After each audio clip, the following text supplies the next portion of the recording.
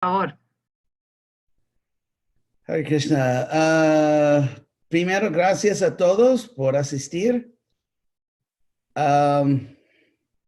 Hoy el tema es Mahabharata y voy a empezar dando un contexto bastante amplio y bueno, un contexto universal, digamos, y de ahí vamos ubicando al Mahabharata o sea, en un sentido cada vez más local, en el sentido de la tierra y la India.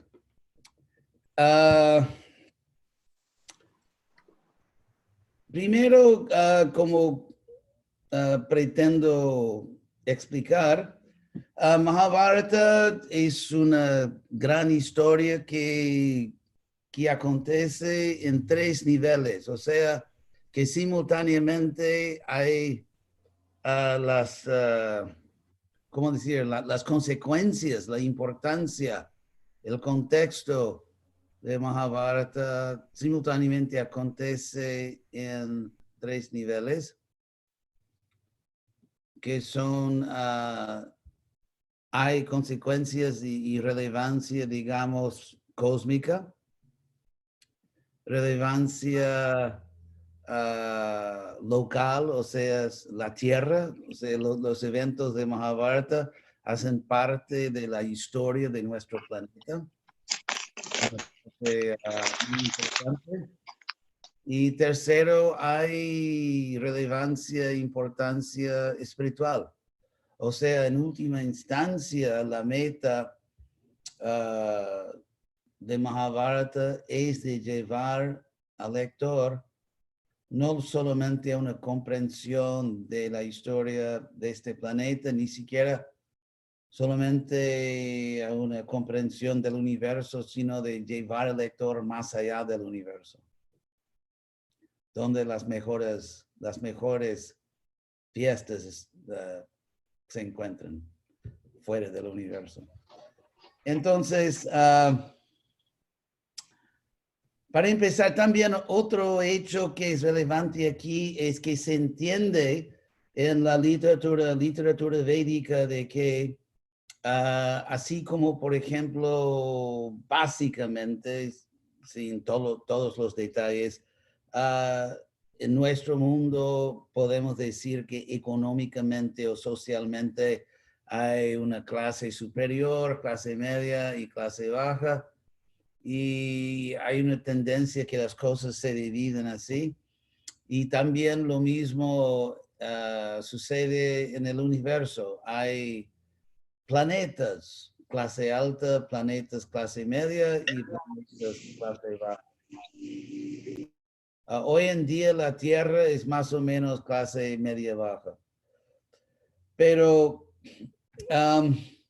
entonces es muy común, tanto en Bhagavad Gita como en Mahabharata, hablar de los tres mundos, Triloka o Trilokim, y hay diferentes formas de decirlo, pero es un tema constante, es el, ¿cómo se dice en español? Trasfondo, background. El,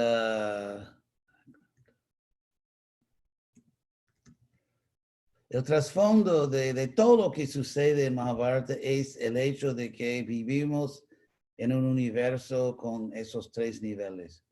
Y hay intercambio entre los niveles, entre los planetas. O sea que si estudiamos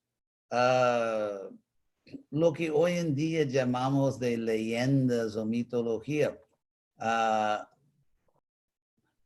una palabra sobre eso. Cuando hay, o sea, en el mundo antiguo, eso algo se observa en Europa, en Asia, en África, o sea, en todas partes, millares de años atrás, había un conocimiento de que hay mundos superiores y de vez en cuando hay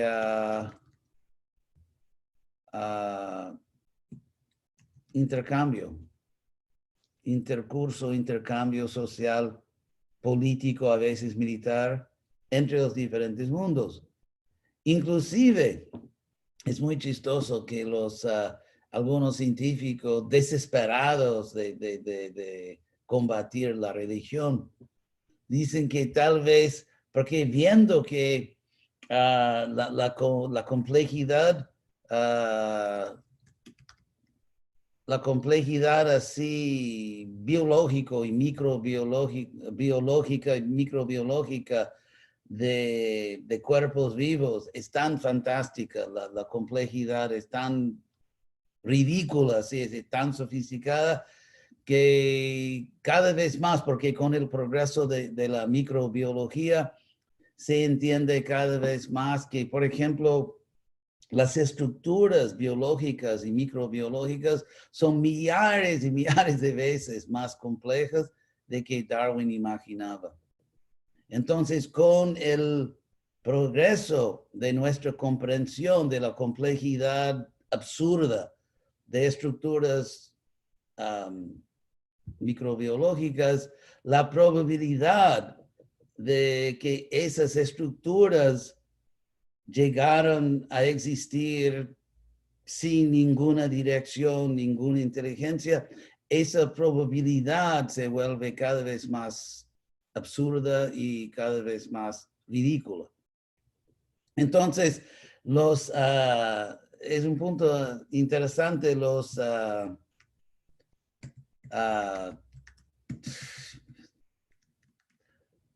ateos, científicos ateos, desesperados por evitar lo obvio de que hay una inteligencia, un ingeniero, dicen que tal vez podemos explicar sin Dios, tal vez podemos explicar la complejidad absurda, sí, de estructuras biológicas, microbiológicas, porque seres más avanzados de otros planetas sembraron así la vida aquí en este planeta, que obviamente con eso simplemente hay un dicho en inglés de patear la lata, o sea, de patear la lata así, que en el sentido que uno no explica, pero patea la lata y después camina unos pasos y de nuevo patea la lata, o sea, que uno no está librándose de la lata, nada más pateándola.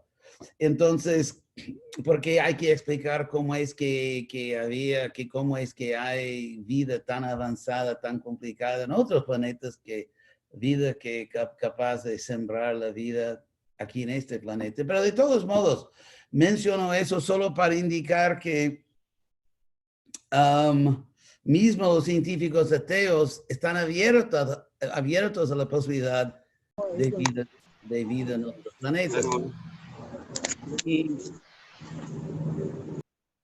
entonces hay una progresión, hay un proceso que lo que es hecho, lo que es un sentido, una ciencia avanzada, y cuando la sociedad se degrada, o sea, en vez de progreso hay regreso, lo que era ciencia o lo que era conocimiento se vuelve para las personas posteriores leyendas.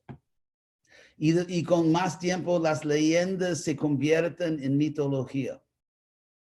Así como, por ejemplo, imagínense que hay un manual de un computador muy avanzado que explica los poderes fabulosos de un computador actual.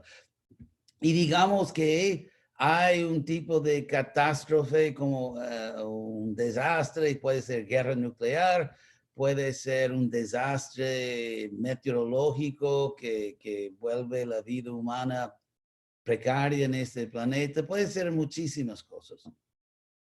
O sea, un choque contra ¿cómo se dice? Un meteorito. O sea, hay muchos escenarios en que la vida moderna, mismo con ese COVID, estamos viendo un problema serio. Entonces, podemos imaginar una plaga una pandemia que no se quita, que no se resuelve, y la vida humana como la conocemos ahora será cambiada drásticamente.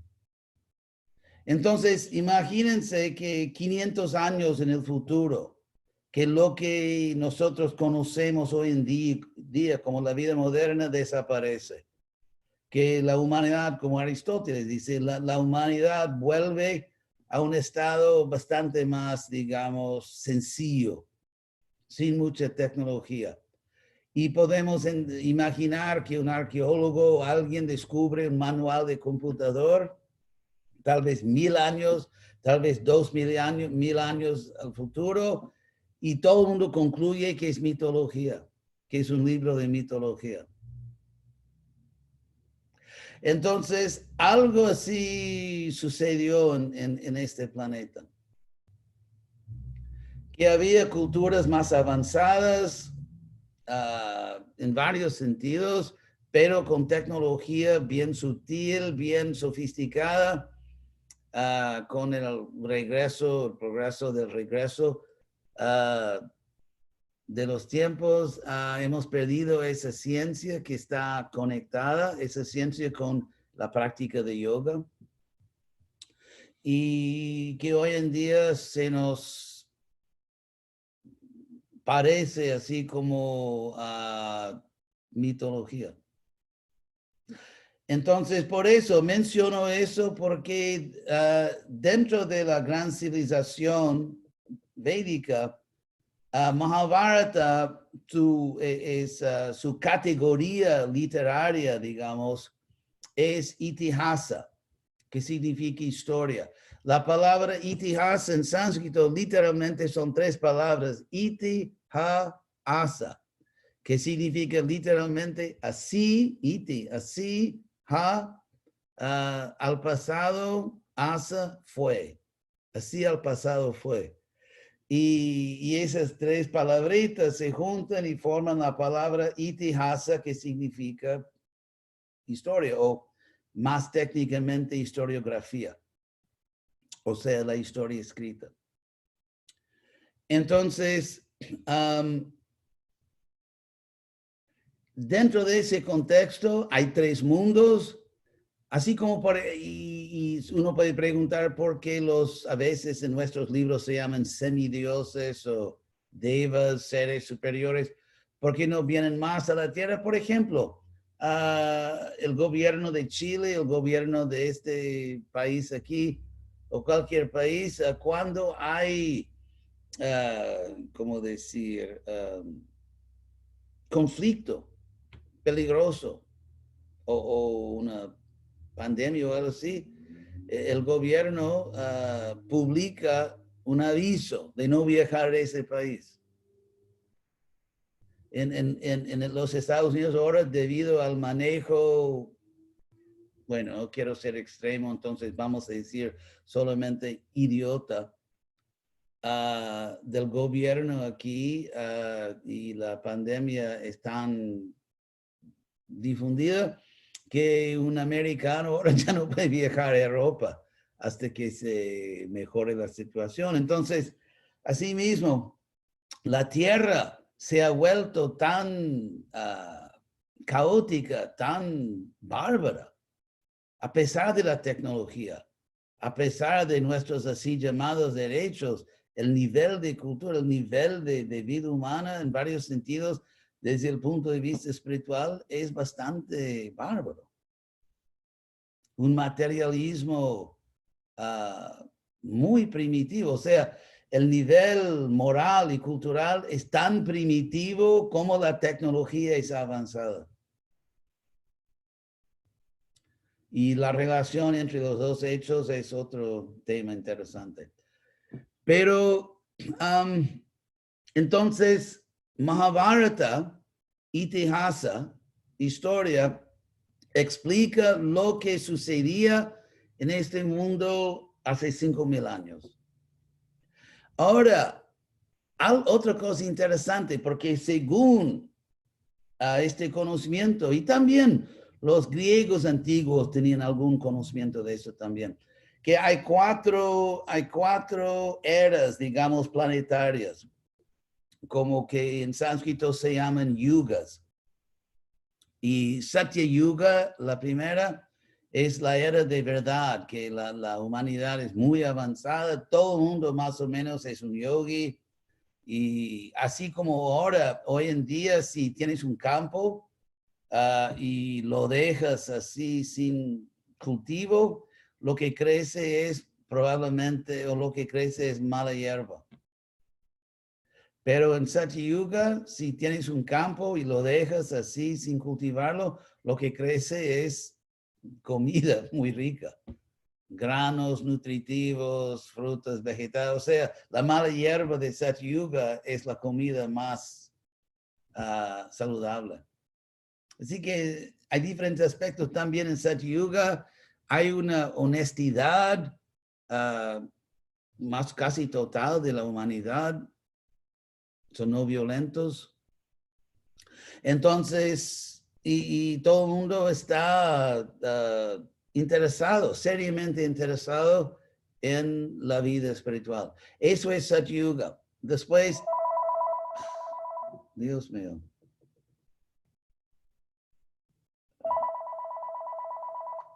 Ni sé cómo.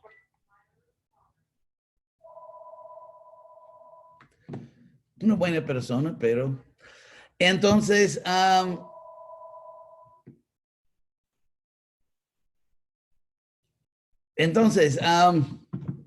en Treta Yuga, el nivel cultural y espiritual de la humanidad disminuye por 25% más o menos. Y es más fácil.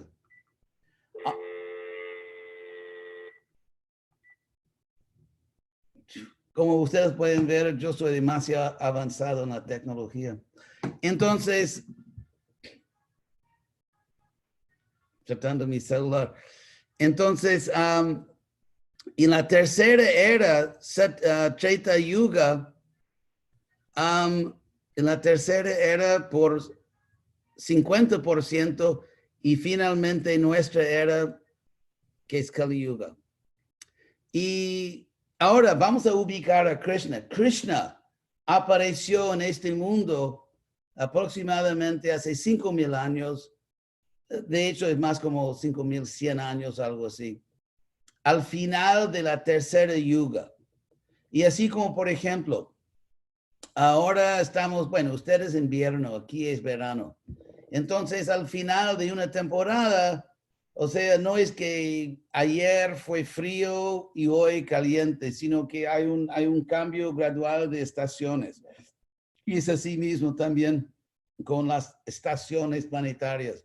Así que cuando Krishna apareció hace 5,000 años, y Mahabharata describe todo esto, cuando Krishna apareció hace 5,000 años,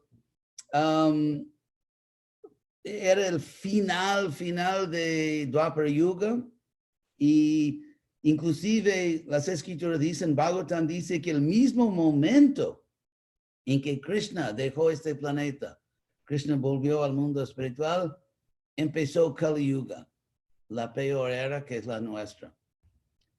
Que eso empezó el momento que Krishna salió del planeta. Entonces, ¿cómo sabemos que Krishna realmente apareció? Hay evidencia que se llama, hay evidencia tal vez principalmente arqueoastronómica. En ese sentido, hubo hace más o menos 1500 años atrás, un gran científico de la India y que se llamaba Aryabhata, es muy famoso. Hay estrellas que llevan su nombre, hay en la India universidades con su nombre y diferentes rasgos así, topográficos en la luna con su nombre y todo eso. Pero él es uno de las personas que inventó la trigonometría. Así que muy inteligente, una cabeza, como se dice. uno de los grandes científicos de su tiempo, y él aprovechó para calcular cuándo Krishna apareció. De hecho, él aprovechó el hecho de que, ya que en esas culturas antiguas, tanto greco-romanas como la védica en la India, ellos estaban muy interesados en astrología. Astrología, o sea, hay un malentendido casi universal de que las estrellas tienen influencia. Entonces uno tiene que usar cierta piedra, no sé qué, porque uno nació bajo ciertas estrellas o planetas. No es exactamente así. Bueno, no quiero, como se dice, dañar el negocio de varias personas que venden esos servicios, pero la verdad es que la posición de los planetas y estrellas simplemente es información. Las estrellas no causan el destino de las personas, sino simplemente informan, dan informaciones.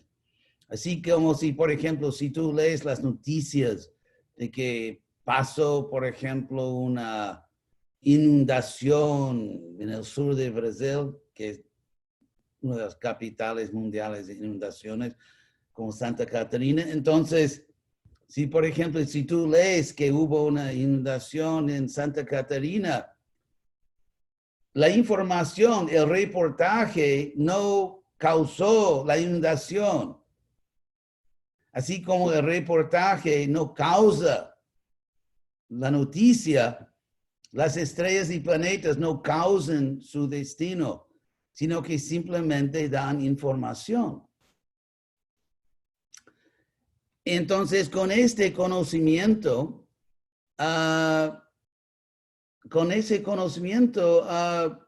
inclusive, ¿cómo se llama? Copérnico, ¿cómo se dice en español Copérnico?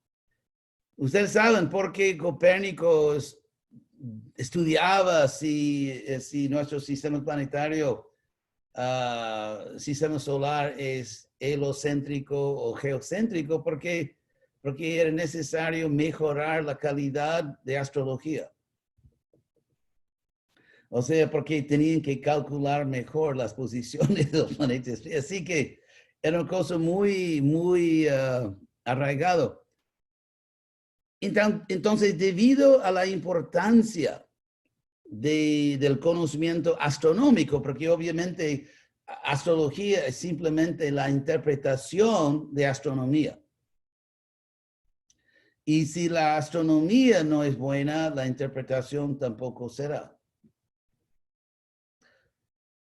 Bueno, de todos modos, entonces, debido a la importancia de esa ciencia de astronomía y su interpretación, que hoy en día se llama astrología, en las escrituras antiguas, en sánscrito, las escrituras sánscritas, se da o se encuentra mucha información astronómica. Mucha información astronómica, que es ¿cómo se dice en español? La base de datos. Que esa información astronómica era la base de datos que luego era interpretado y así, porque era práctico. Entonces, en esa base de datos astronómicos, se da al lector mucha información sobre el zodíaco, las posiciones de las estrellas. Entonces, desde el punto de vista de un observador en la Tierra, así como el Sol nace y se pone desde nuestro punto de vista, y los cálculos matemáticos son iguales. Si estás calculando la relación del Sol y la Tierra Y, por ejemplo, ¿cómo se llama? The winter, los solsticios y todo eso. De hecho, no hace diferencia. Porque hacemos cálculos como si el sol girara, ¿verdad? Como si diera vueltas a la Tierra y los cálculos son iguales. Entonces, desde el punto de vista de un observador, lo que se llama observación a simple vista, desde ese punto de vista de observación a simple vista, el zodíaco está girando, está dando vueltas en el cielo. Pero hay un problema. Y eso es que las vueltas del zodíaco no son completamente irregulares. Y como se descubrió en la astronomía muchos millares de años después de Krishna. O sea que es... y explico eso porque no es posible que alguien 5,000 años atrás engañara. O mejor decir que alguien, vamos a decir, 2,000 años atrás o 1,500 años atrás, que engañara quería, porque debido al hecho de que las cosas muy antiguas tienen un cierto prestigio en el mundo, ¿verdad? Como atracción turística. Si hay un castillo que tiene 2,000 años, eso es fabuloso. Entonces, la idea de que para dar prestigio a la aparición de Krishna, que personas que escribían mucho después atribuyeron a Krishna o a la venida de Krishna una antigüedad muy, muy, muy vieja. Eso técnicamente sería imposible por el siguiente. O sea, porque hay un mecanismo astronómico que se llama precesión. Precesión significa que el zodíaco, las estrellas, los cuerpos celestiales van girando en el cielo, pero pierden algo. O sea que voy a ver si consigo aquí rápidamente. Es que se van un poco más despacio. Así que en vez de el zodíaco girar siempre regularmente con un número fijo de días, que cada año en el mismo día que vuelve la misma configuración de estrellas, el zodíaco pierde algo. Año por año pierde algo. Inclusive la Iglesia Romana Católica financiaba, o sea, pagaba a Copérnico para estudiar el asunto, porque la iglesia tenía que celebrar sus días santos, como cuándo es Navidad, qué día, o cuándo es, así diferentes días del calendario, pero los cálculos ya no eran precisos, porque ellos aprovechaban una astronomía de Ptolemy, de hace más o menos 1,000 años antes, y los cálculos ya no eran precisos debido a ese problema de precesión, de que las vueltas no son completamente irregulares. Por eso, y eso no fue descubierto hasta que más o menos recientemente, así que no era posible que un escritor en la India que quería atribuir más antigüedad a la historia de Krishna, que simplemente pusiera en el texto descripciones astronómicas anacrónicas, en el sentido que configuraciones del zodíaco que de mucho tiempo atrás. Y cuando Aryabhata, ese gran científico, estudió las descripciones astronómicas en las escrituras, descripciones de la aparición de Krishna, resulta que el cielo celestial estaba así, con las posiciones de las estrellas y planetas, todo eso, que eso se refería a un tiempo 5,000 años atrás o 5,100 años atrás. Así que es por eso que se entiende que realmente Krishna apareció hace mucho tiempo. Otra cosa que a mí me parece muy interesante, porque según las escrituras védicas, cuando, como dije, cuando Krishna, y todo eso es Mahabharata, cuando Krishna partió de este planeta, justo el momento que Krishna salió, empezó Kali Yuga. Entonces, según esas escrituras, el tiempo de aproximadamente 5,000 años atrás, 5,118, lo que sea, pero aproximadamente 5,000 años atrás hubo un cambio importante en la historia de este planeta. Krishna se fue, el mundo se cambió. Y es interesante que de hecho encontramos cambios dramáticos en el planeta, los científicos, que sucedieron hace 5,000 años. Por ejemplo, ese fenómeno meteorológico que se llama el Niño, ¿verdad? Yo vi un reportaje que según varios estudios arqueológicos en Perú, que el Niño empezó, o sea, el clima del planeta cambió hace 5,000 años.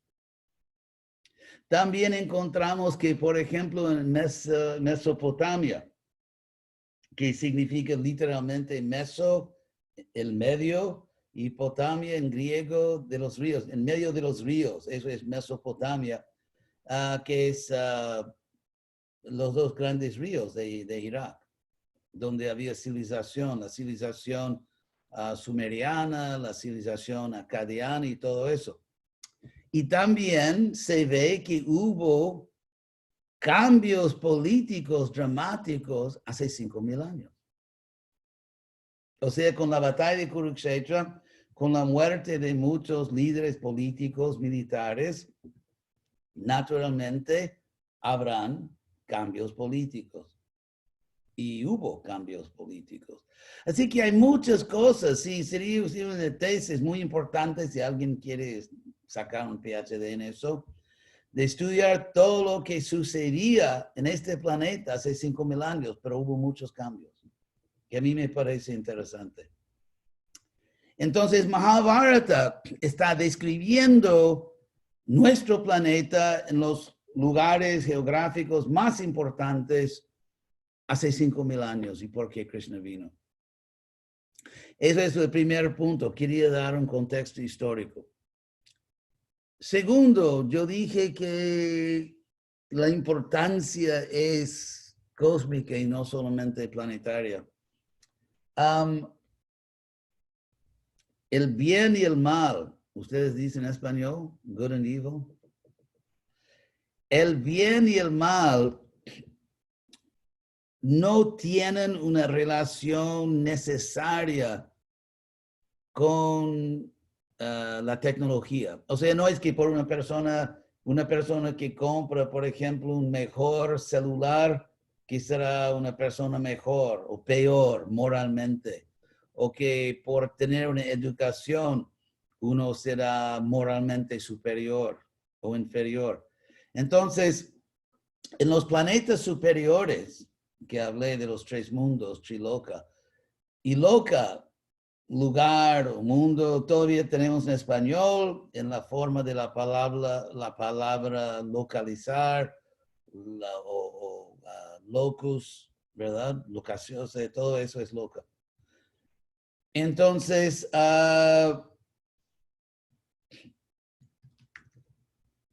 en el mundo, en los mundos superiores hay también el bien y el mal. y también se pelean a veces, porque si uno es simplemente pasivo, el mal vence. Como se dice que lo único que es necesario para que el mal prevalezca es que las personas buenas que no hagan nada. Entonces, mismo en planetas superiores, claro que son superiores en el sentido tecnológico, en el sentido de poderes, pero no necesariamente en el sentido moral. Entonces, también en los planetas superiores hay conflictos. Y hubo un conflicto en los planetas superiores y los buenos se llaman los devas, que se traduce en inglés como semidios, pero son los devas, y los malos, los asuras. Entonces, infelizmente los asuras, ellos siempre, ¿cómo se llama? Usan técnicas sucias. O sea, hay reglas, ¿verdad? Hay reglas de combate. Y los asuras tienen la tendencia a engañar y usar armas que son prohibidas y cosas así. Entonces, eso sucedió. Eso está escrito en el 8º canto de Srimad Bhagavatam, si estás interesado. Y cuando los asuras ganaban, vino Vishnu, o Krishna. Vishnu, como yo siempre digo, Dios en casa es Krishna, Dios en la oficina es Vishnu. Entonces, Vishnu vino y los asuras lo atacaron antes de él hacer nada y él los venció. Entonces, en ese momento, los asuras tenían un problema serio. Cuando uno pelea, normalmente, o sea, en el sentido convencional, y pierde, uno puede rendirse, pero otra respuesta que es demasiado común, se ve todos los días en este mundo, es que uno crea una insurgencia. O sea, una insurgencia es obviamente un movimiento militar con ciertas características. Es una revolta, ¿cómo se llama? Una revuelta, pero a menudo, ya que uno ya perdió, digamos, una batalla convencional, digamos, entonces las personas que perdieron se huyen a un lugar difícil de llegar, donde las fuerzas armadas del gobierno que venció tienen problemas de llegar, como por ejemplo un desierto. Se ve FARC, el FARC, por ejemplo, en Colombia fueron a la selva. En Chechnya, por ejemplo, los insurgentes fueron a la sierra. En el sur de Sudán, África, los insurgentes fueron para el desierto. Entonces, lo que esos lugares tienen en común, un desierto, la sierra, una selva, es que es un lugar donde es difícil maniobrar, es difícil operar, o sea, para fuerzas convencionales es fácil esconderse y así uno puede tratar de recuperar su fuerza y de otra vez lanzar un ataque contra el gobierno. Entonces los asuras o los demonios, como a veces se dice, ¿verdad? Siempre con cariño, los demonios básicamente se volvieron insurgentes. Y como insurgentes típicos, escogieron un lugar donde ellos podrían operar desconocidos o invisibles. Entonces, por eso, ya que era una batalla más o menos interplanetaria, escogieron un planeta remoto, no muy importante,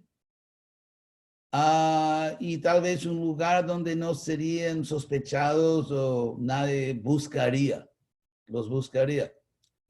El planeta fuera del camino, como se dice, el planeta que escogieron para reconstituir sus fuerzas, el planeta era la Tierra. Entonces, en el 10º canto de Srimad Bhagavatam, el libro de Krishna que Prabhupada publicó, que es un resumen del 10º canto, y empieza que, y habla de asuras disfrazados como reyes. Y porque esos asuras, porque tienen poder, nacieron como seres humanos, o sea, en el sentido fisiológico, seres humanos, pero retuvieron su poder superior. Además de eso, y todo eso está escrito en la parte, eso es el contexto, eso es el motivo por el cual Krishna vino a este mundo. Además de eso, ellos, es como Guerra de las Estrellas. Bhakta Jorge Lucas. Él antes de escribir, George Lucas, antes de escribir Guerra de las Estrellas, él estudió mucho lo que se llama mitología y también estudió, por ejemplo, la tradición de artes marciales de Japón, que tiene obviamente conexión con la India, por ejemplo, Jiu-Jitsu, y la palabra en sánscrito que significa guerrero es Jujutsu. Entonces, todo eso de, ¿cómo se dice en español? El lado oscuro de la fuerza, ¿ustedes dicen? El lado oscuro. Entonces, la fuerza, lo que George Lucas llamaba la fuerza, que la fuerza te acompañe. Entonces, lo que él llamaba la fuerza, y que vino de la India, todo ese concepto, es en sánscrito Dharma. Porque Dharma, y por eso que el Mahabharata es llamado Dharma Shastra, una escritura sobre Dharma, pero no se entiende, casi siempre no se entiende bien, no solamente porque es un libro que enseña deberes o deberes religiosos en el sentido de Dharma, pero es porque es una historia que gira ¿cómo se dice? Alrededor del poder de Dharma, porque Dharma es la fuerza cósmica a la cual se refiere en Guerra de las Estrellas. Por ejemplo, hay versos en el Mahabharata que dicen que cuando Dharma es protegido, Dharma protege. Y cuando Dharma es agredido, Dharma agrede. Cuando Dharma es dañado, Dharma daña. O sea que es una fuerza que reacciona de varias maneras cuando Dharma es utilizado o mal utilizado. Es por eso que los asuras, y estoy explicando esas cosas porque sin entender todo eso, que normalmente o casi no se explica, pero sin entender eso no se entiende realmente Mahabharata. Entonces, por eso los asuras eran bien conscientes de eso.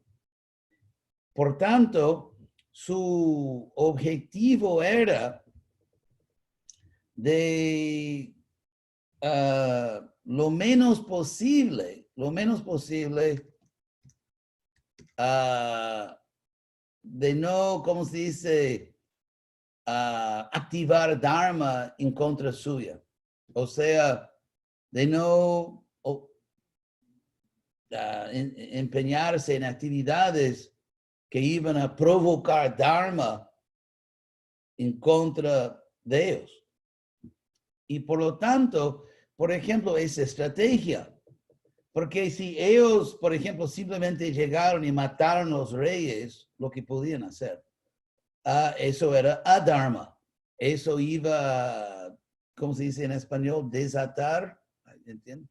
Eso iba a desatar una reacción destructiva contra ellos. Pero aprovechando su poder, naciendo en familias, las familias reales más importantes, y así heredando los reinos, ellos podían tomar control de los reinos sin ofender Dharma. Y así hicieron. Obviamente los devas se dieron cuenta de eso y hubo realmente una crisis. Porque en un sentido legalmente los asuras, demonios, tomaban la tierra legalmente, según Dharma. Así que hubo ese problema y obviamente los asuras no podían resistir, o sea, a veces violaban a Dharma, pero es como una cosa que sí, tenemos tantos recursos, podemos gastar aquí, o sea, tenemos tantos créditos, tantas unidades de Dharma en nuestra cuenta que podemos gastar un poco. O sea, en momentos críticos, cometer actos de adharma, porque tenemos el capital, o la capital, ¿cómo se dice? La capital. Y entonces se puede pensar, entonces eso es lo que sucedía. En momentos, digamos, bien escogidos, cuando les parecía estratégicamente necesario, actuaban contra Dharma, pero por eso tenían brahmanes y podían, en español sería reponer así créditos en su cuenta de Dharma, sirviendo brahmanas, dando caridad y cosas así. También hay otro concepto que no se entiende normalmente, pero es esencial, si no, no se puede entender Mahabharata. Y eso es si se hace la pregunta, ¿cómo era posible que los asuras, cómo es posible que eran tan tontos que pensaban que podían derrotar a Krishna, derrotar a Dios? Krishna que los había derrotado ya. Y la respuesta es que los asuras tenían una filosofía de vida muy moderna. Entonces es importante entender su filosofía de vida, su cosmovisión. Entonces, eso lo voy a explicar. Entonces, con ciertas premisas, si aceptas ciertas premisas, su cosmovisión es completamente lógica. Es completamente lógica. O sea que es internamente coherente y lógica con ciertas premisas. Y esas premisas, por coincidencia, son exactamente las mismas de los científicos modernos. Así que los asuras tenían una cosmovisión bastante actual.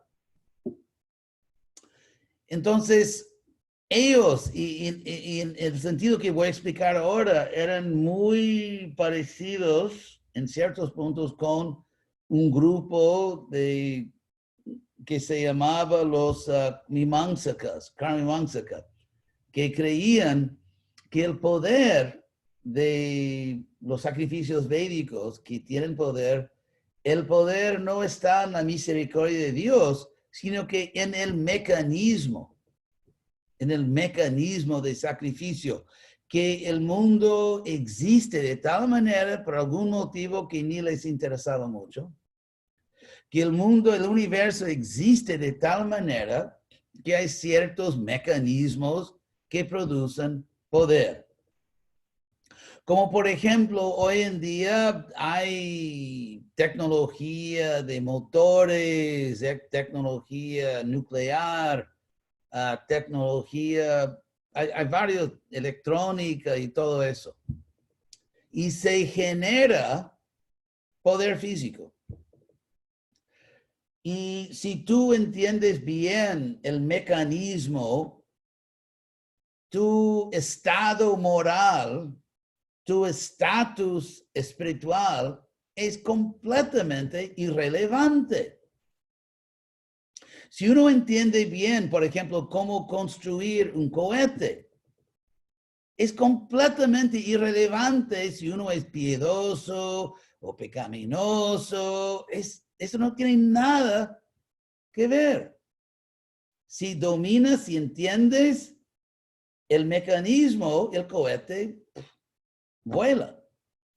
Y tú puedes ser la persona más espiritual de la galaxia, pero si no entiendes el mecanismo, el cohete cae al mar. Entonces, así mismo, es un mecanismo completamente indiferente a la moralidad o a la religiosidad. Entonces, eso era el concepto de los mimamsakas y de los asuras. El poder que el sacrificio védico. Entonces, ¿cómo podrían imaginar eso? Porque, primero que todo, si estudias, y es ahora un toque académico aquí, cuando se hace sacrificio védico, me refiero aquí a los sacrificios más poderosos, más serios, no los sacrificiositos domésticos en casa, un fueguito y así para una pareja piedosa. No, estamos hablando de los sacrificios de escala. Entonces, en los sacrificios grandes se construye una arena de sacrificio en la cual hay 3 fuegos y se les ofrece simultáneamente. Interesante que la arena de sacrificio es un mapa del universo. Y los 3 sacrificios son sacrificio para este mundo, para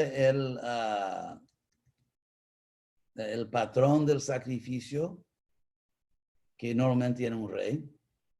Y es interesante que el patrón, el rey, que se sentaba allí en la arena de sacrificio, solo podía sentarse allí y participar con su esposa. Solo no era permitido. Hay muchas cosas de cultura védica que no se entienden. El papel de los géneros es bastante mal entendido hoy día. Entonces, un fuego para este mundo, un fuego para los antepasados y un fuego para el cielo mundano. Entonces, porque nadie estaba interesado en viajar al infierno, así que no hacía falta un fuego infernal. Entonces, lo que estás haciendo cuando tú preparas un gran sacrificio védico, entonces esa arena que es un mapa, un microcosmo del universo, es completamente como una pantalla de computadora. Así como en la pantalla de computadora hay diferentes iconos y clicando en los iconos uno causa acciones en escala bien mayor. Por ejemplo, uno puede clicar en un icono de ese tamaño y soltar una bomba que destruye una ciudad. O, por ejemplo, soltar las aguas de una gran represa. Pero el icono es pequeño. Entonces los fuegos eran un tipo eran iconos. Y el proceso de ofrecer ghee o diferentes ofrendas era, y con los mantras, era el proceso de, en español, hacer clic. Se hacía clic con los mantras y las ofrendas. Y se soltaba grandes efectos. Lo que los asuras no entendían, cómo eso era posible, es porque, creo que ya expliqué eso, Concha, en otra clase, ya expliqué todo eso. ¿No? Ni recuerdo en qué lengua yo he hablado, en qué lugar, pero... Así, en pocas palabras, si quieren saber cómo funcionaban los sacrificios védicos, que no es mitología. Otro punto es que, como Krishna explica en Bhagavad Gita, el mejor yogi es aquel que puede ver a mí en todas partes y ver todo dentro de mí. O sea, yo estoy dentro de todo y todo está dentro de mí. Pero hablando ahora en términos de la física trascendental, eso significa que cada punto en el universo, cada punto en el universo está presente en cada otro punto del universo.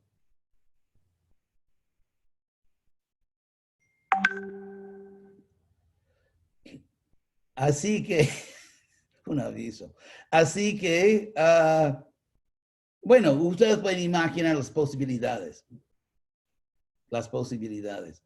Además de eso, otro aspecto del sacrificio es que si uno lo ejecuta correctamente, y eso no es fácil, es súper técnico, y por eso había casi un equipo de expertos, de científicos en diferentes aspectos de los sacrificios, así, porque si se pronunciaba una sílaba incorrectamente, si se pusiera un acento incorrectamente sobre una sílaba, la cosa no funcionaba. Es como un computer. Si una cosa está mal puesta, no funciona. Entonces era súper técnico, extremadamente caro. Es por eso que los grandes sacrificios solamente los jefes de Estado podían patrocinarlos. Eran actividades, eran así una tecnología estatal, del Estado. Y muchos brahmanas eran moralmente neutros, así como por ejemplo en Corea del Norte, ese gordito, él tiene sus científicos, que más o menos esclavizó toda una nación, millones de personas muriéndose de hambre, pero él tiene sus científicos que cada dictador, cada tirano tiene sus científicos. Y había muchos brahmanas que no eran espirituales, simplemente eran científicos, que eso es todo otro converso, como que realmente la cultura védica era más una ciencia. Pero lo que quiero decir es que en el sacrificio védico, mecánicamente se puede decir, tecnológicamente se generaba un poder y los brahmanas tenían la habilidad de canalizar, de dirigir ese poder a un cierto objeto. Así como, por ejemplo, cualquier poder, si tienes poder, tú puedes direccionar el poder. Normalmente en los sacrificios védicos, el rey que pagaba los beneficios del sacrificio volvían a él, porque los brahmanas cantaban su nombre, mantras con su nombre y dirigían el poder al patrón del sacrificio. Pero en todo sacrificio también muy correctamente hecho, el poder también se direcciona a Vishnu.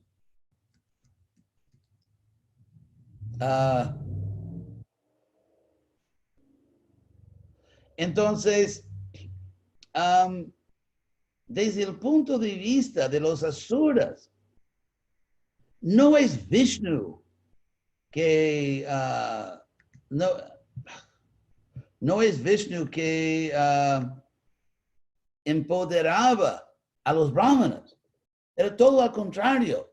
Los brahmanas, Vaishnava, porque muchos brahmanas no eran Vaishnavas, eran brahmanas de los demonios, pero los brahmanas Vaishnavas empoderaban a Vishnu, creando mecánicamente ese gran poder cósmico y después dirigiéndolo al poder, direccionándolo a Vishnu. Es por eso que los demonios concluyeron que matando a los brahmanas Vaishnava, matando a los brahmanas devotos de Krishna, ellos podían cortarle a Vishnu su fuente de poder. Entonces, esa idea que puede parecer así casi chistosa, es muy moderna, porque es exactamente el concepto de mucho de la ciencia moderna. Entonces, otra vez, no se puede entender Mahabharata sin entender que todo está funcionando dentro de no solamente una batalla militar, una batalla de cosmovisiones, una batalla de filosofías. Eso realmente es lo que está sucediendo. Y las apuestas o la apuesta es el universo. La apuesta es el universo. Así que, bueno, entonces he tratado de explicar el contexto histórico y tecnológico. En ese contexto que los eventos de Mahabharata empiezan a suceder. Y todo el mundo que está vivo, todo el mundo que estaba vivo en ese entonces entendía perfectamente todo lo que acabo de explicar. Todo el mundo operaba con ese conocimiento y lo que no se sabía o lo que la mayoría de personas no sabían es cuál filosofía es la verdad. Porque a pesar del porque ellos sabían, los demonios, que todo el mundo sabía que Krishna no es una persona ordinaria, solo las personas más idiotas pensaban que Krishna es un ser humano. O sea que ni los demonios pensaban así. Todo el mundo entendía que Krishna es peligroso, Krishna tiene poderes, pero los asuras apostaban sus vidas en su teoría, su cosmovisión. Y lo siguen haciendo. Por ejemplo, hay tantos científicos, no todos, hay cada vez más científicos que están rechazando el materialismo filosófico, pero hay personas como ese payaso, ¿cómo se llama? Dawkins. ¿Conoces? En Chile, ¿ustedes saben de él? No. Un ateo famoso inglés. Pero no importa. Hay tantos científicos que están apostando sus vidas en la ciencia biónica. O sea, una combinación de biología y la electrónica, la ciencia electrónica. Se llama, ¿verdad? Bionics. Y ellos sabiendo de su propia, la biónica, o el biónico, sabiendo de su propia mortalidad, están apostando en la ciencia. Y si están equivocados, se mueren. Y mismo los científicos saben perfectamente bien que la ciencia no está para nada cerca de ese punto de inmortalidad científica. Y por eso saben que se van a morir, saben que van a morir antes de descubrir así la inmortalidad biónica. Y por eso prefieren morir y sus hijos morir antes de, ¿cómo se dice en español? Doblar la rodilla ante Dios. Tan tercos, ¿verdad?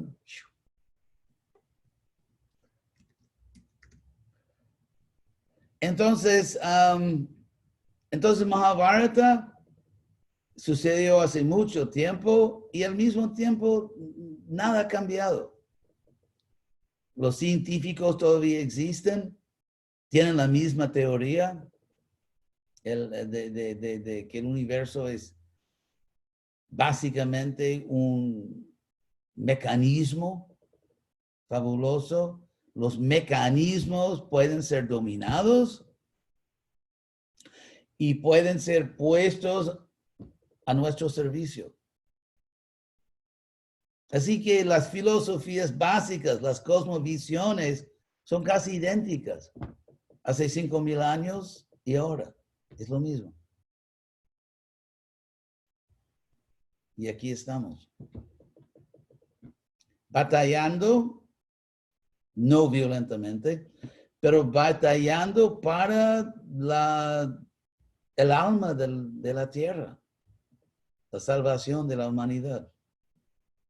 Así que estamos en nuestro propio Mahabharatito o Mahabharatazo. Sí, de hecho estamos exactamente en la misma situación. Devotos de Krishna batallando del lado de Krishna para salvar al planeta de los asuras. Porque sin duda esos líderes nacionales que están arruinando sus países y causando tantos problemas, sin duda tienen un toquecito de la asura.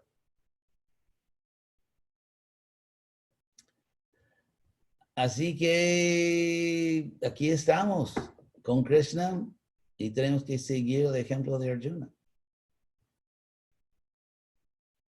Hay un violinista ahí, chiquito. Dile que cuando voy allá, ella puede tocar por mí, ¿está bien? Gracias. Entonces, hay preguntas. Sí, muchas gracias. No hay preguntas en el chat, pero hay varias personas que ya habían levantado la mano. Ahí está Sridham y Belén levantaron la mano. Adelante. Sridhara. Sridham, de Espacio Valor, de Buenos Aires. Porque hay un muy buen devoto Sridhara en Belén, de Brasil. Buenas tardes, Sila Chaladeva, ¿cómo está? Bien, Estamos gracias. ¿Qué tal? Estamos acá con Belén escuchando su clase, muy interesados, y nos surgió una pregunta que tenía que ver con por qué razón toda la historia de los linajes y las familias del Mahabharata son tan complejas, que tiene tantas bifurcaciones, se vuelve tan como dramático y tiene como un montón de vueltas. ¿A qué razón se debe esto? De que hay tantos Las familias. conflictos en las familias, claro. Que parece como una telenovela en un punto. A mí me parece bastante realista eso. Si se ve cómo las familias hoy en día son bastante caóticas a veces. Y también porque a veces podemos decir que hay momentos históricos en que se manifiesta una presión extraordinaria, una presión histórica, que las fuerzas históricas se están juntando y varias de esas fuerzas son, ¿cómo se dice? Contradictorias.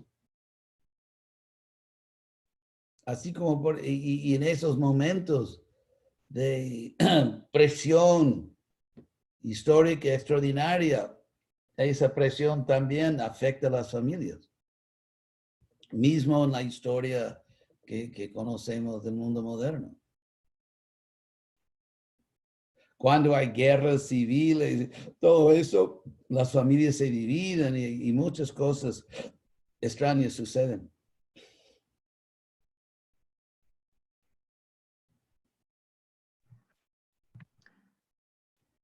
Hay otra pregunta que dice, ¿los asuras entienden qué es lo que ellos son de manera consciente o al entrar acá pierden la memoria? Los asuras creen que son los expertos, que son por ejemplo, los tiranos, mismo en la historia reciente, los tiranos se creen inteligentes, expertos y creen, se justifican, creen que el poder, el acumular poder se justifica a sí mismo, que es un bien tan importante que se justifica. Y que hay una filosofía de los tiranos que es muy interesante, se ve una articulación de esa filosofía muy inolvidable en Platón, en un diálogo con Callicles, que está hablando con Sócrates, y Callicles dice que de hecho no hay principios morales absolutos, que la moralidad es relativa. O sea, los demonios son bastante postmodernos. O sea que la moralidad es relativa y que por eso, y eso de igualdad y democracia es esa tontería. Es simplemente la filosofía de los débiles que temen a los fuertes y por eso se juntan para agarrar fuerza y tratan de propagar esa ¿cómo se llama? Cuento de hadas para que los fuertes no hagan lo que debían hacer, es simplemente tomar poder. Es interesante que encontramos esa misma filosofía, tal cual, no tanto tiempo atrás, en la filosofía de que una persona que nació en 1844, nació en 1900, se llama Bhakta Nietzsche. Porque él habla del Übermensch, el Superman, ¿verdad? El Übermensch. Y dice que hay dos mentalidades entre los seres humanos. La mentalidad del fuerte y del esclavo. Y que la mayoría de las personas abrazan la mentalidad del esclavo. Y siguen a líderes que no deben seguir. Y tienen mentalidad de esclavo. Tal vez técnicamente, políticamente no son esclavos, pero psicológicamente son esclavos. Y él tenía cierta razón. Obviamente su filosofía da una vuelta demoníaca, pero, por ejemplo, para dar un ejemplo que he visto aquí, tal vez en Chile, no sé si ustedes tienen el privilegio de tener tantos idiotas como aquí en mi país, pero sí. Entonces, sí, no deben envidiarnos, que tienen su propio inventario. Para dar un ejemplo, hay ¿cómo se llama? En español sería la gorra de béisbol, ¿entiende? Esa gorra americana. Entonces, se hizo con una cosa que se extiende al frente para que el sol no esté en tus ojos. Y también otro beneficio es que no vas a tener cáncer de la piel. Y se volvió una moda entre las personas que obviamente se cayeron de cabeza en el hospital poco después de nacer. Y se desarrolló una moda de poner la gorra, ¿verdad? Con esa parte de atrás para garantizar que el sol sí está en los ojos y que sí vas a tener el privilegio de cáncer de la piel. Entonces, y todo el mundo lo hace, se ve, ¿verdad? ¿En Chile también? Sí, entonces me felicito que ustedes tienen también ese prestigio de millones de personas tan inteligentes. Entonces, es una cosa tan irracional, pero porque ellos piensan que así yo soy cool, yo soy así chévere, que si yo lo hago, una ignorancia casi literalmente increíble. Pero lo hacen. Los veo aquí caminando, pobres gringos, así con el sol directamente en su cara, en los ojos, pero prefieren ser cool, chévere. Entonces hay esa mentalidad que no son tantas personas con capacidad de pensar.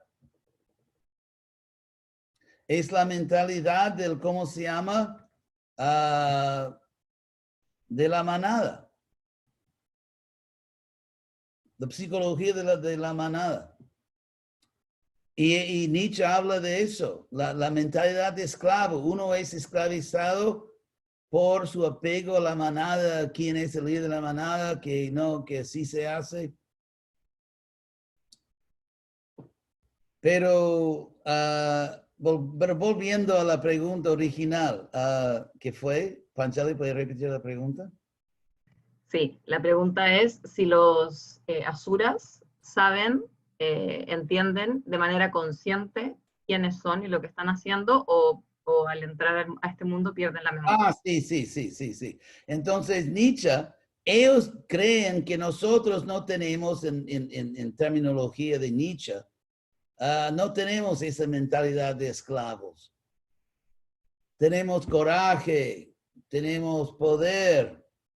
Y, por ejemplo, hay una escena muy famosa en una historia antigua de Grecia, de Atenas, de los atenianos. Es muy famoso que, no sé si ustedes conocen la historia, que después de la guerra contra el imperio de Persia y la civilización griega, las diferentes islas y ¿cómo se llama? Estados, ciudad. Y Atenas salió las dos ciudades más poderosas con todos los, ¿cómo se dice? El botín de la guerra con Persia. Las dos ciudades, estados de ciudad que prosperaron más eran Atenas y Esparta. Y finalmente hubo una guerra extremadamente destructiva. Y realmente el mundo griego nunca se recuperó. Y después de un siglo, 2 siglos, los romanos tomaron Magna Grecia. Pero hubo esa guerra y en las preparaciones, en las preparaciones para la guerra, que tanto Esparta como Atenas frenéticamente así buscaban aliados. Entonces, algunos embajadores de Atenas llegaron a una isla, se me olvida así el nombre de la isla, que era una isla muy amiga de Esparta. Y los generales de Atenas, almirantes, dijeron que ustedes tienen que pelear con nosotros, y dijeron que no, que somos amigos de Esparta, por favor, ustedes nos ponen en una situación imposible. Y entonces los de Atenas dijeron que si no nos apoyan en la guerra, los vamos a acabar. Vamos a destruir su ciudad. Entonces los embajadores de esa isla protestaron que eso es injusto y que eso es inmoral, y la respuesta de los embajadores de Atenas quedó muy famoso y explica mucho aquí. Ellos dijeron que, fíjense, si ustedes estuvieran en nuestra posición, ustedes harían lo mismo. Y eso es la historia del mundo. Eso es la historia del mundo. Y lo que tú hablas de moralidad y todo eso es un cuento de hadas.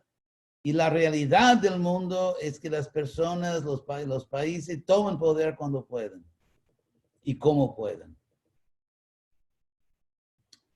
Y esa isla no aceptó y los de Atenas los destruyó. Entonces, es una historia muy triste, muy, se puede decir, demoníaca. Y obviamente hay karma, porque después Atenas fue destruida, poco tiempo después. Pero la guerra peloponnesiana se llama. Peloponnesiana. Platón, que experimentó todo eso, es por eso que se volvió filósofo. Viendo la estupidez de todo eso, se volvió filósofo. Pero entonces lo que quiero decir es que los demonios ellos se creen realistas.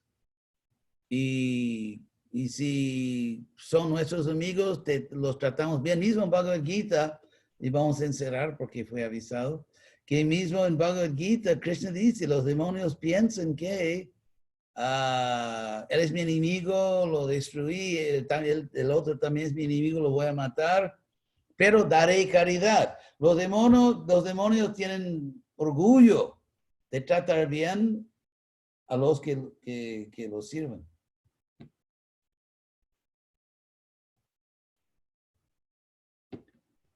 Así que hay toda una cosmovisión, hay toda una filosofía que las personas se sienten completamente justificadas de varias maneras. ¿Otra pregunta? Sí, tenemos otra pregunta que quiere hacer esta.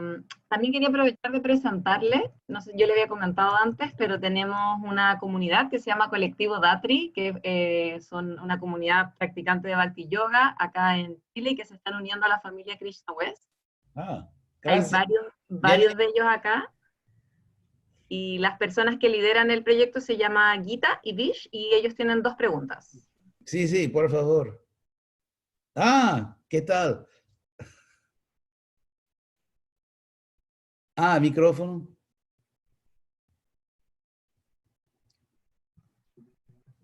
¿Está apagado el micrófono? A ver. Ahí sí. No me dejaban hablar. Hola Maharaj, un gusto. Bueno, tenemos 2 preguntas. Una, primero, es que no sé si tiene tanto que ver con lo que explicó ahora, pero dentro del Mahabharata nos gustaría saber, por ejemplo, el episodio del juego de dados, en donde Draupadi fue llevada a la corte, de donde estaban todos estos sabios, y donde miraron cómo maltrataron a Draupadi. Esto puede ser considerado incluso actualmente como una violencia de género, ¿cierto? Y ya que era una mujer, y todos los sabios que estaban ahí eran hombres, y ninguno hizo nada al respecto por defender a Draupadi. Entonces la pregunta es si ustedes consideran que este hecho en sí es como lo que desencadenó el Mahabharata, o no, más específico, la guerra de Kurukshetra, o hay otro hecho como más importante, que quizás puede ser de antes, que desencadenó toda esta guerra, más que ese hecho específico. Sí. Buena pregunta. Es un tema que he tratado mucho, y mi análisis, que creo que es lógico y basado completamente en las escrituras, hay muchos que creen que soy no sé, anti-Krishna por decirlo, pero te voy a explicar. Los super conservadores primer punto. Draupadi ni siquiera fue llevada a la corte, fue peor que eso. Fue llevada a o arrastrada a una sala de juegos de los hombres, un lugar completamente vulgar.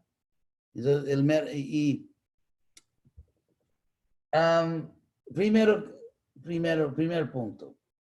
Yo personalmente, para mí sería difícil recomendar a cualquier ciudadano la así llamada cultura védica si dentro de esa cultura se puede vender o apostar a una mujer como un saco de trigo o algo así. Eso sería, si una cultura, eso es simplemente bárbaro, es una cosa primitiva y bárbara. Y hay una persona que dice que eso es bárbaro y no permitido en cultura védica, la persona que lo dice es Krishna. Y por eso que yo dudo que sucediera exactamente así. Voy a explicar todo. Yo creo que otra cosa sucedió. Primero que Madhvacharya, Brahma, Madhva, Gaudiya, Sampradaya. Madhvacharya escribió un libro sobre Mahabharata que se llama Mahabharata Tatparya Nirnaya, que significa averiguando el significado de Mahabharata. Y en ese libro, Madhvacharya dice que el texto sánscrito de Mahabharata que él tenía en sus manos, y siempre me olvido exactamente. Madhvacharya nació en 1238, se fue en 1317, son más o menos los años 1200. O sea que él 750 años atrás aproximadamente.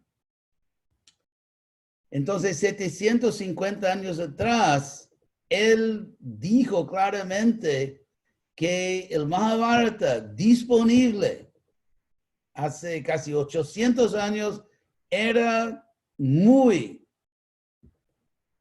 corrupto el texto.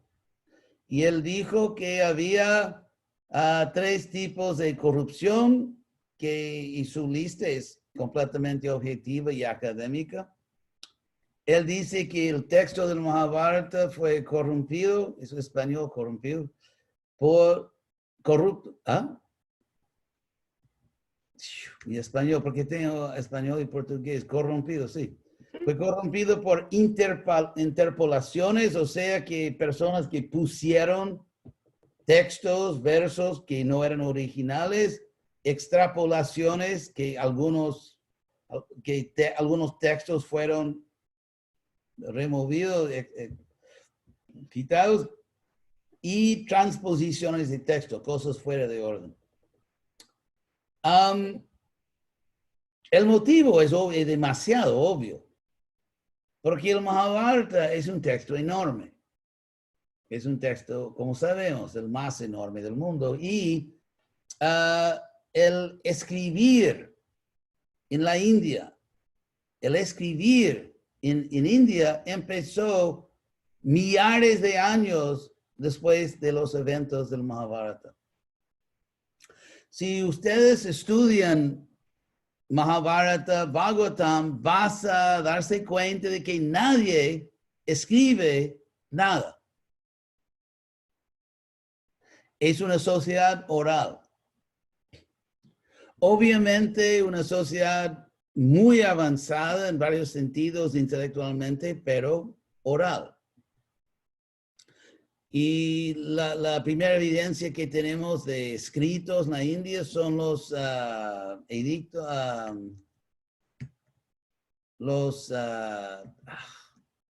edictos, ¿cómo se dice? Tallados en piedra por el gran rey Ashoka. edictos sobre el budismo y todo eso. Y eso es más o menos 2.300 años.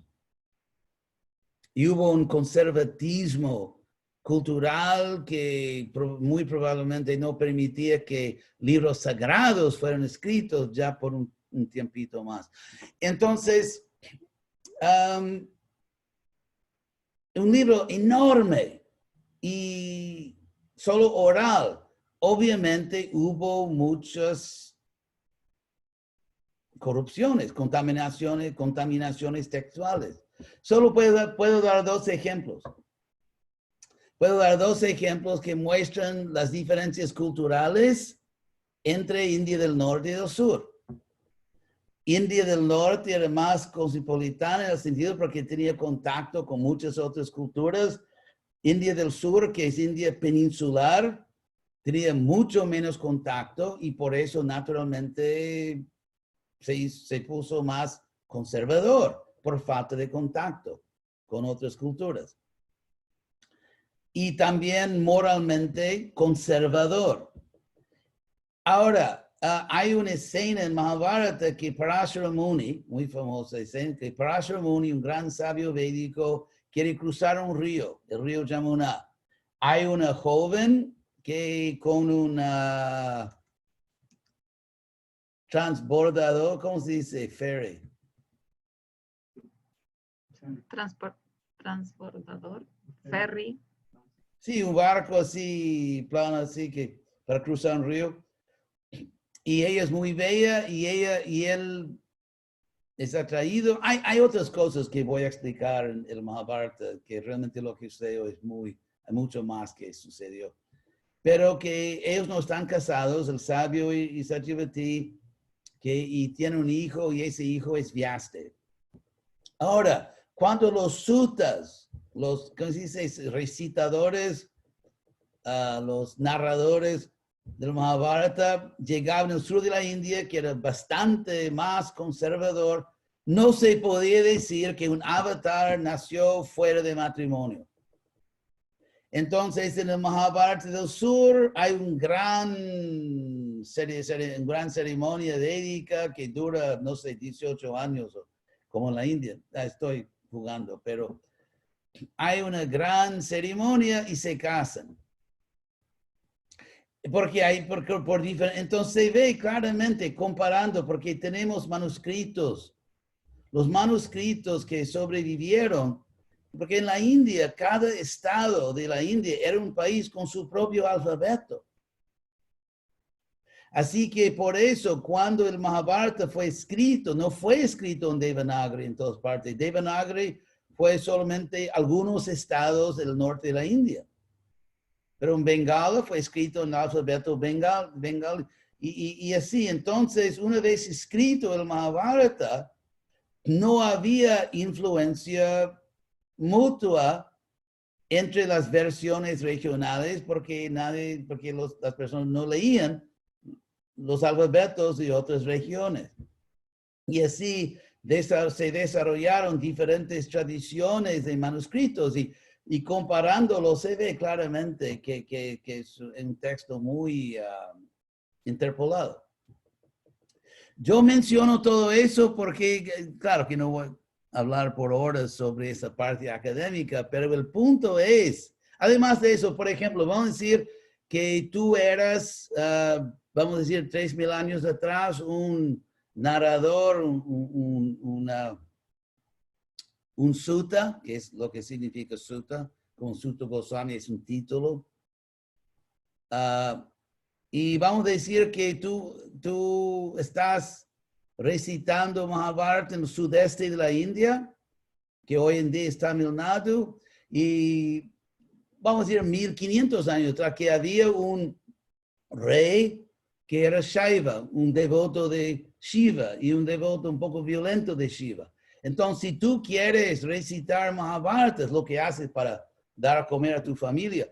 Si tú quieres recitar en ese estado, en ese reino, tú debes inventar rápidamente algunos capítulos glorificando al Señor Shiva.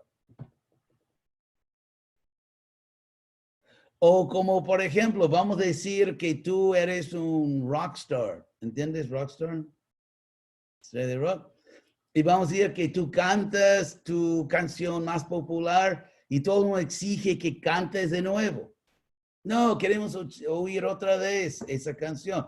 Eso se dio, las historias más populares eran repetidas. Entonces encontramos varias repeticiones. Entonces no voy a pasar por toda la lista de contaminaciones textuales, pero entonces, o sea, no estamos perdidos porque tenemos una manera de recuperar la historia original. Y esa historia no es simplemente académica porque los eruditos lingüísticos no pueden, sino que es el Srimad Bhagavatam. El Srimad Bhagavatam. Porque uno de los propósitos del Bhagavatam era de corregir las corrupciones del Mahabharata. También corrupciones de Vyasa, que quería agradar a todo el mundo. Es como los devotos, que si menciono Krishna, todo el mundo se va. Entonces es yoga, es eso, es lo otro. Es todo menos rendición a Krishna. Entonces eso se puede gradualmente atraer a las personas, pero Vyasa fue demasiado lejos. Eso es el problema. Los devotos pueden tratar de atraer a las personas con prasadam, con eso, con yoga, pero Vyasa fue muy lejos. Entonces, Bhagavatam era por corregir el Mahabharata, por ejemplo, la historia de Parikshit Maharaj, que hay una versión absurda en Mahabharata. Entonces, el Bhagavatam, primer canto, explica lo que realmente sucedió. Ahora, en esos casos, como lo que mencionaste, Gita, lo que mencionaste sobre Draupadi. Entonces, para mí, yo veo, yo estudio Bhagavatam. También Jiva Goswami, que escribió el libro definitivo en nuestra tradición de la epistemología, que se llama Tattva Sandarbha. Y concluye que entre todas las categorías de evidencia sensorial, evidencia de la lógica, evidencia de diferentes escrituras de la ciencia, que la evidencia final es Bhagavatam. Entonces, tengo todo derecho, si como tú, yo también estoy bastante infeliz con esas ciertas historias. Entonces, lo que yo encuentro en el Bhagavatam es que en cultura védica no se puede apostar a la esposa. Incluso no se puede. Y los hermanos, los Pándavas, yo creo que ellos tampoco fueron apostados. Tenemos que entender que es un tipo de sistema feudal védico. Y que así como, por ejemplo, si yo te debo $10, para dar un ejemplo, y vamos a decir que es una deuda legal, en el sentido que es una deuda legalmente documentada. En ese caso, esa deuda siendo legalmente documentada es líquida.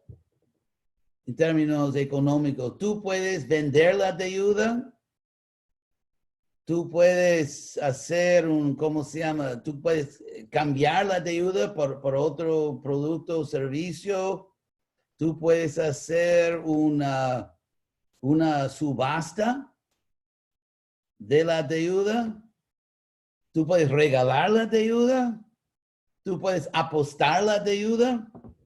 O sea, en ese sentido, la deuda es líquida. Ahora, en sistemas feudales, sistemas políticos feudales, deudas políticos son líquidas. Entonces, por ejemplo, si tú me debes servicio militar, se ve eso claramente si estudias el proceso de la conquista de Italia por los romanos. Y tenían una técnica muy interesante, como que los romanos eran ingenieros también sociales. Entonces, cuando los romanos vencieron, conquistaron un otro estado, ellos les ofrecieron que tú puedes ingresar a nuestro sistema político, vas a retener cierta independencia política, pero ustedes tienen deudas militares. Cuando tengamos una guerra, y los romanos tenían muchas guerras, tú tienes deudas militares de apoyarnos, de mandar tantos soldados, tantos caballos, o así mismo. Que nuestros enemigos son sus enemigos. Entonces se ve a través de la historia que deudas militares, políticos eran también líquidas. Eso es lo que Yudhishthira apostó. En la cultura, y solo con sus hermanos, con un esposo, obviamente no se puede. Eso sería absurdo y repugnante. Pero mismo con sus hermanos, mi opinión humilde, yo soy famoso por ser muy humilde. Entonces, lo que Yudhishthira apostó fue la deuda política y militar feudal de sus hermanos y no a las personas. El Bhagavatam menciona 5 veces la ofensa contra Draupadi en diferentes secciones del texto. Y las 5 veces dice que la ofensa fue tocar su cabello. Porque en esa cultura se toma muy en serio anatomía simbólica. Como por ejemplo, imagínense en nuestra cultura Hare Krishna, la importancia gigantesca o la importancia simbólica gigantesca de los pies. Vande Gurosri, Charanarvindam, los pies del loto.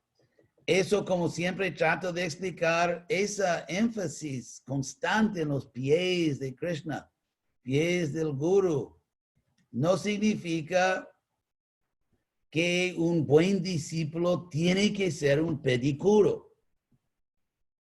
o pedicura.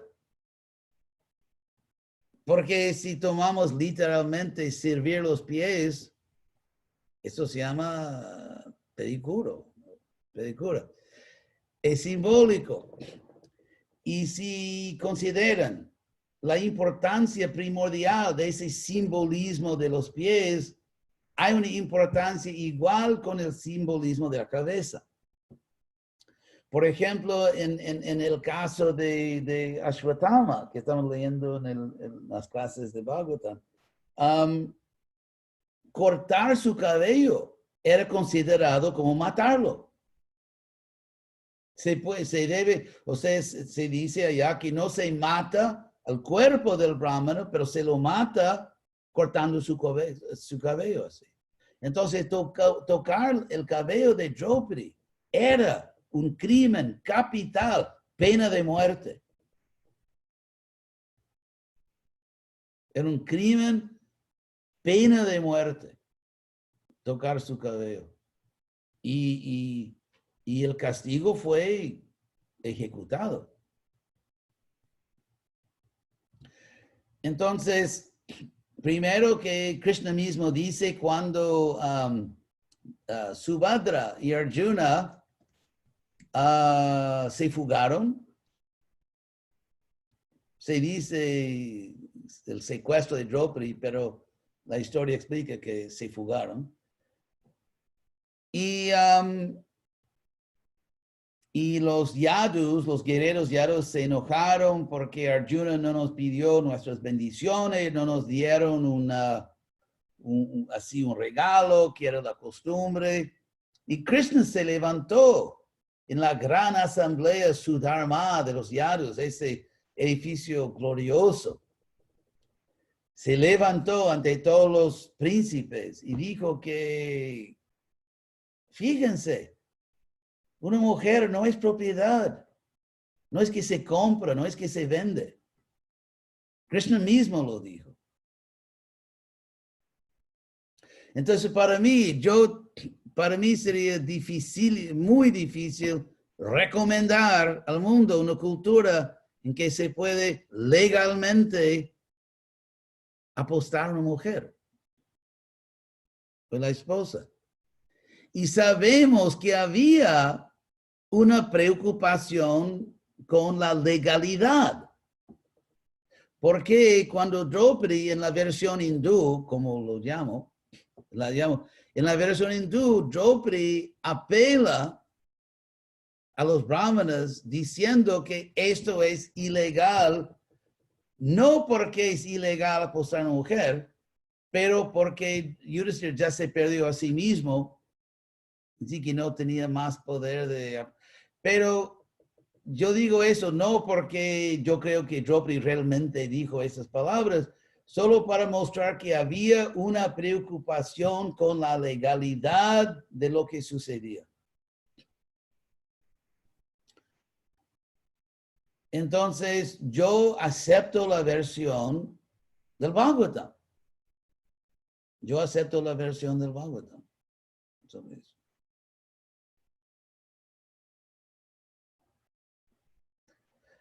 ¿Qué? ¿Otro punto? Sí, ahí Gita y Vish tenían una segunda pregunta y después yo tengo otra, pero se nos está acabando el tiempo, así que vamos a ver si alcanzamos. Denle nomás, chicos. Los tuve que activar yo, perdón. Ya está. Ahí sí. ¿Gita? Ahí sí. Sí, esta es cortita. Tiene que ver con lo que usted dijo cuando explicó acerca del Dharma. Explicó cuando Dharma es protegido, el Dharma protege, y cuando el Dharma es dañado, daña.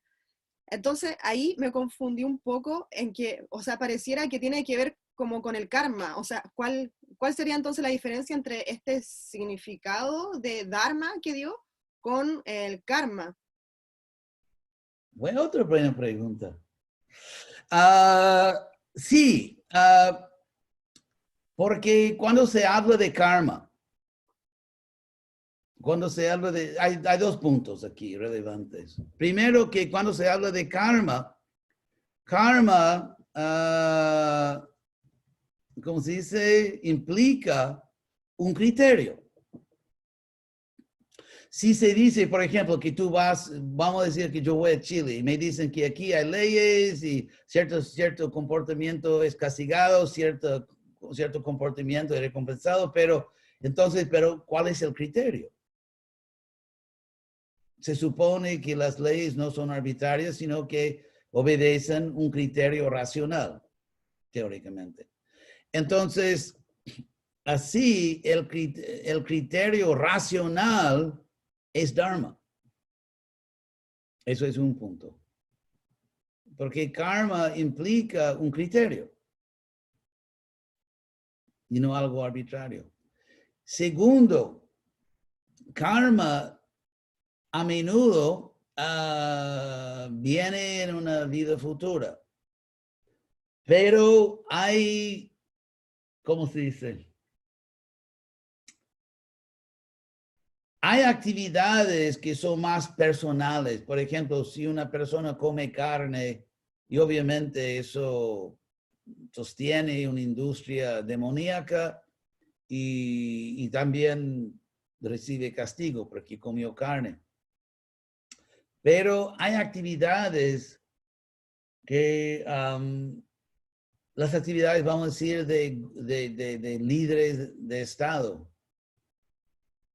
Actividades que afectan a tantas personas y que pueden debilitar la base de la vida social. Que pueden amenazar, como se dice, el contrato social. Entonces, Dharma, cuando se habla de Dharma, dañado que daña y todo eso, el contexto es específico. Y es el contexto de una persona que tiene mucho poder, un grupo que tiene mucho poder y comete actos de dharma que impactan en forma drástica y masiva a la sociedad. Entonces, en tal caso, hay reacciones que pueden ser aceleradas y que son muy fuertes. Y en el contexto en que esa declaración surge, hay una preocupación a ese nivel, a un nivel, digamos, estatal, un nivel de gobierno, de actividades que afectan todo un planeta o varios planetas. Porque, y la prueba sería, ahora se me ocurrió, una pregunta que me estimuló, que, porque en un sentido, un ciudadano ordinario no tiene el poder de dañar el Dharma. Porque el concepto de proteger Dharma, por ejemplo, es Dharma, es un Dharma sagrado que de no actuar en forma cruel hacia los animales. Nosotros no tenemos el poder de proteger ese Dharma. Y en un sentido no tenemos el poder de dañar ese Dharma porque mismo que un devoto se cae o come carne, eso no cambia la sociedad. Entonces, cuando se habla de proteger o dañar Dharma, creo que se refiere necesariamente, por la lógica, a personas que realmente tienen el poder de proteger o dañar Dharma. Entonces, es un principio que se aplica en el contexto y por la lógica a los gobernantes. Sí. Perfecto. Ah. Hay una pregunta acá que es bastante puntual. Dice, usted dijo que ahora estamos como en un Mahabharata, pero ahora no está Krishna. ¿Qué nos recomienda? ¿Cómo? Explica eso. Sí, usted dijo que estábamos ahora viviendo como un Mahabharata, Sí. un mini Mahabharata, pero en este momento no está Krishna en la Tierra. Claro que está Krishna. Uh-huh. Krishna ya se encarnó en la forma de su nombre. Y los devotos que entiendan, los devotos que realmente entienden, saben que Krishna está completamente encarnado, completamente presente. En la forma de su santo nombre, en la forma de sus enseñanzas, en la forma de la misión de Gaura Nitai. Krishna está súper encarnado. Así que adelante. Perfecto. Como le había dicho antes, tenemos 2 preguntas más, pero ya es la hora, así que las podemos dejar para el próximo encuentro y podemos cerrar acá. Bueno, Nanda Lila está todavía aquí. ¿O no aguantó más? No, acá estoy, Shuladeva. Aguanta. Es increíble. Me aguanta. Es increíble cuánto ella aguanta. Así que tiene que escucharse en mis clases.